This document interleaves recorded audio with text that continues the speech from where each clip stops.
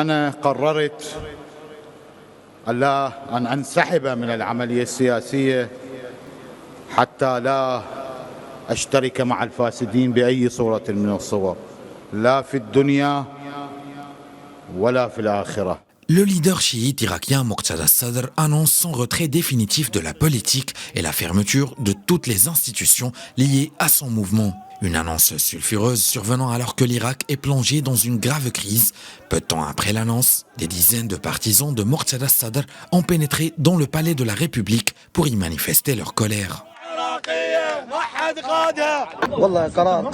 C'est la décision du peuple de purger le gouvernement irakien. Nous avons déjà eu des élections anticipées et une décision devrait être prise concernant les corrompus. L'Irak connaît une grave crise économique, sociale et politique. Il n'y a pas de gouvernement depuis les dernières élections législatives d'octobre 2021 que les sadristes avaient remportées. La situation s'est tendue ces dernières semaines lorsque le cadre de la coalition, un mouvement chiite rival, a proposé un premier ministre qui déplaisait à Moqtada Sadr.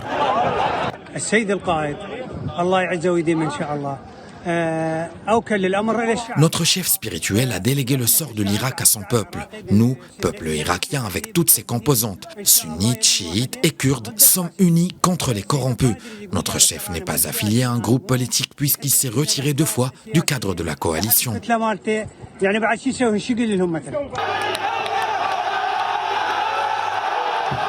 En réponse aux intrusions, l'armée a annoncé la mise en place d'un couvre-feu à Bagdad à partir de 15h30 et les forces de l'ordre ont été déployées en nombre dans la capitale. Moqtada Sadr, né en 1974, n'a jamais lui-même gouverné depuis la chute de Saddam Hussein, mais depuis son fief du quartier de Hanana dans la ville sainte de Najaf, son aura religieuse et politique porte dans une partie de la communauté chiite, majoritaire en Irak. À noter que Moqtada Sadr a connu une ascension fulgurante après l'invasion de l'Irak emmenée par les États-Unis en mars en 2003, notamment en créant l'armée du Mehdi, une milice résistante face à l'occupant.